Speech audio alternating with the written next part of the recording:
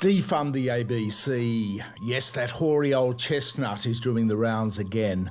Probably does the rounds every week. And who is behind it? Well, let's show you now. It's a foreign influence operation.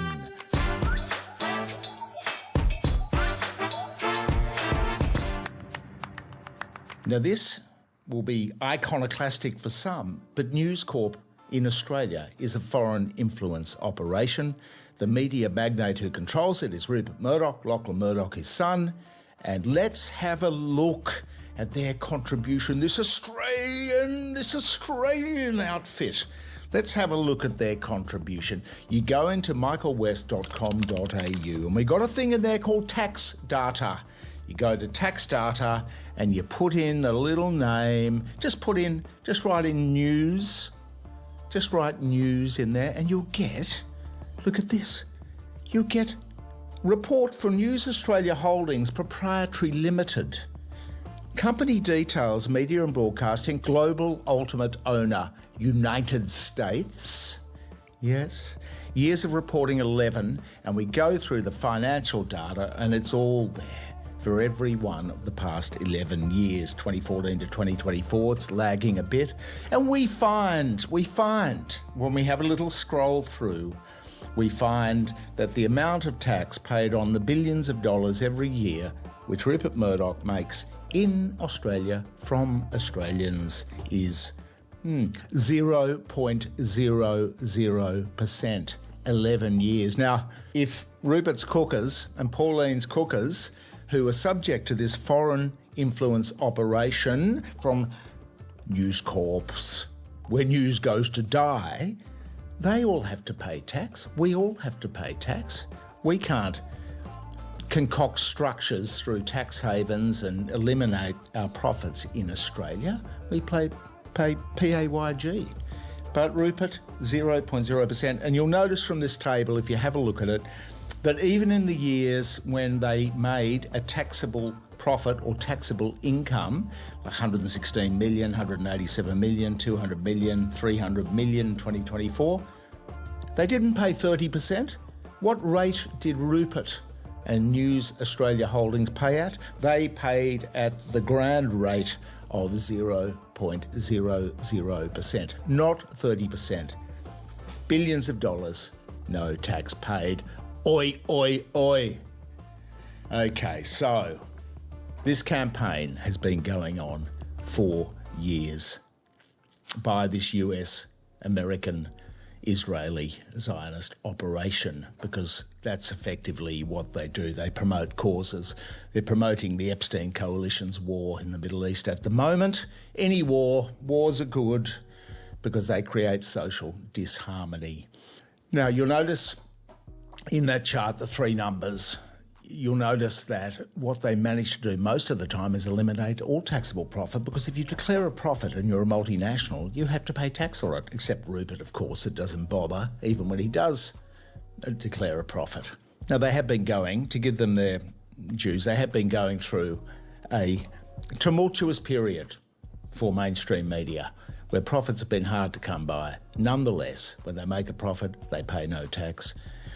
They pay no tax, full stop. They never have. They've been one of Australia's, in tax department, tax office sources will tell you this, one of the most brutal tax avoiders in this country. The others, of course, being, and we can tell you this because we've gone through their balance sheets year after year, the gas majors. Now, the ABC has its critics on both sides. We're critical of the ABC often. We think that they self-censor too much, that they've sacked good people, and, you know, it's a bit lame. But the fact is they have their critics on both sides, and defunding it would mean crushing the free-to-air networks. Now, this is an important one for the cookity cookers to understand. If you privatise the ABC, if you defund it and send it into the private markets, what does it do? It gets advertising revenue to sustain its cost base. So it goes after ads. And what happens when it goes after ads? It crushes Channel 7, Channel 9, all the other channels, Channel 10. These companies behind the free-to-air networks are already struggling big time. They're making losses anyway. So this idea from Pauline Hanson, who came out this week to defund the ABC thing, Pauline literally came out and said it. The ABC strike today. Not that you bob up on the ABC very often.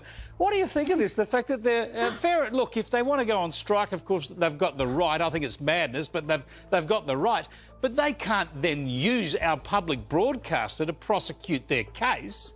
I totally agree. Chris, there's an easy answer to all this. Defund it, the $1.2 billion a year, then they can have to reapply for the jobs and it'd be on subscription only. So therefore, keep the ABC radio going, pay for that by all means, but the rest of it, shut them down and subscription only. No idea. She probably doesn't know, but this is the reality of it.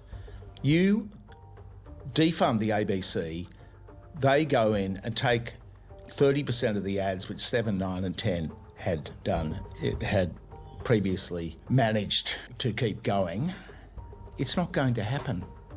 It's a myth propagated by a foreign influence operation, News Corp, and all those people who follow it and promote it too because they don't like the politics of it. They don't agree with opinions or they don't like somebody on radio or TV. The fact is, this foreign influence operation is what Pauline and Angus Taylor now are promoting, because you see, Angus came out yesterday, just post our last video, because we surmised in our last video about the gas export tax, which is a serious issue. You know, it's not Harry and Meghan, you know, it's not Kyle and Jackie O, where the mainstream media are very strong.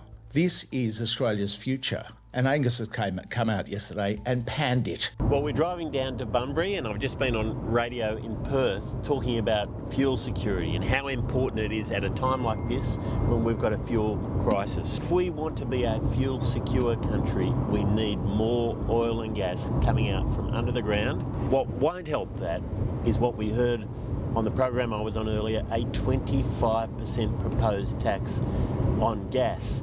Now, that will just stop oil and gas coming out from under the ground at a time when we need it more than ever. If we don't get that right, we won't just lose jobs in the oil and gas industry, we'll lose jobs across all industry. That's why our plan is to dig, to drill and to pay down the debt bill by getting more oil and gas, working hard for Australians. Now, why would Angus be panning something which would bring $10 billion a year in? I'll tell you why he would be doing that. Because he is owned, effectively, they take donations from the gas lobby. And who owns the gas lobby? Foreign multinational companies, and even the Australian companies. I mean, if you go to the people that are running this campaign besides News Corp, it's a mob called Australian Petroleum Producers. Australian Energy Producers, rather. It used to be Australian Petroleum Producers. They changed the name to Energy Producers. And if you have a look at the members, you scroll through the members of Australian Energy Producers who are claiming via the Fin Review, via their patsies in the media, that if you bring in this tax, it's going to cost $70 billion because people will flee, they'll just go elsewhere.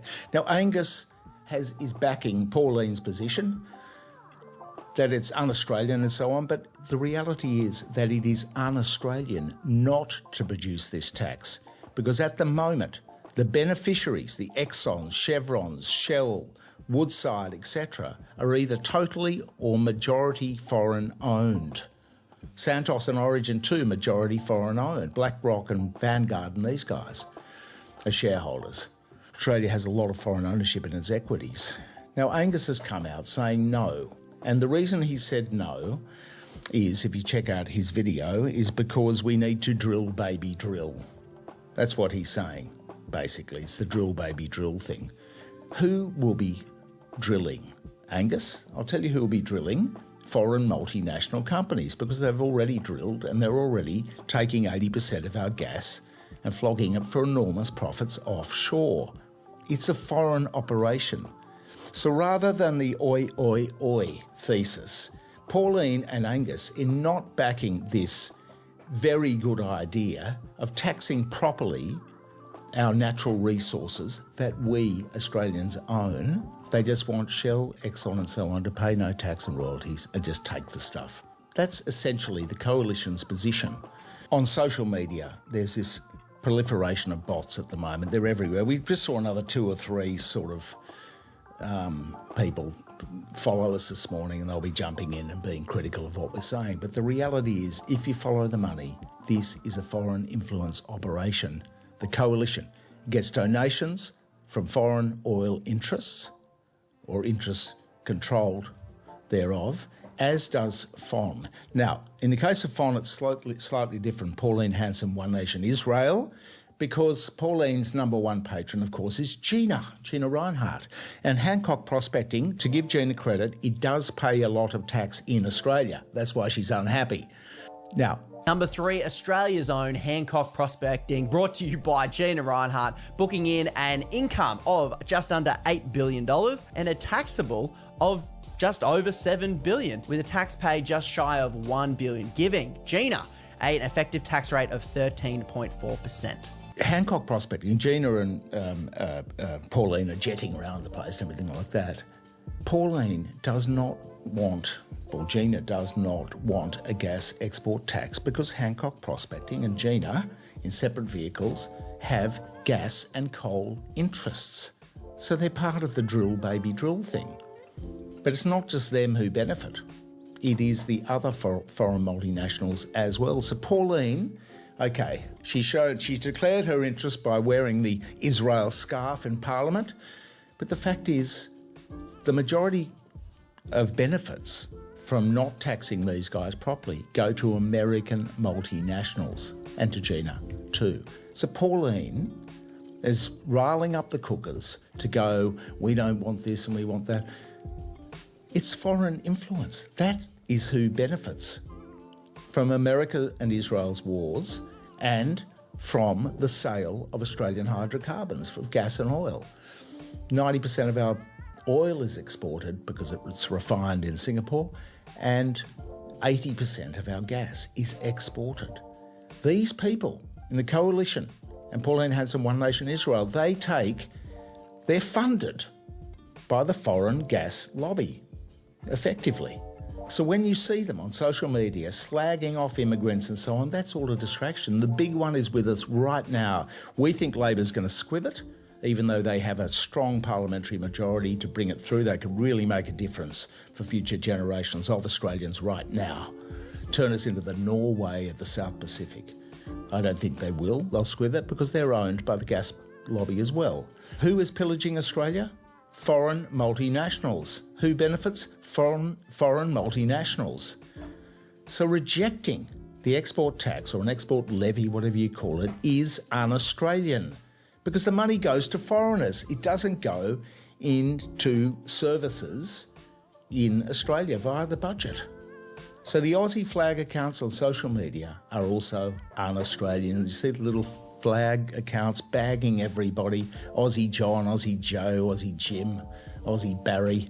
You know, most of them are just bots. We're not holding our breath about this, but somebody in the mainstream media should put the money trail to Angus Taylor. Put him on the spot about it while he's swanning around being all Aussie, and he's doing favours for powerful, wealthy foreign interests. Now, we've done the accounts of all these things. We've been through them, and we can tell you we'll do it in a separate video, how they skive out of paying tax in Australia. Of course, we know that Angus's favoured jurisdiction is the Cayman Islands, because that's where he had his company that got all that money from the Watergate scandal. Now, the Caymans is zero corporate tax jurisdiction. That's why people, apart from the secrecy, are domiciled in the Caymans.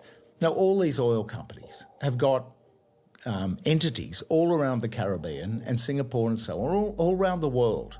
And they siphon the money out of Australia into these places so that they don't have to pay tax. The export tax would deliver money to Australia to fund services, not to the companies which Angus and Pauline are representing. This is a foreign influence scam. When Angus says we need to dig and drill, who is we? Angus? Is it Exxon? Is it Chevron? Is it Woodside, majority foreign owned? Is it Shell? Is it ConocoPhillips?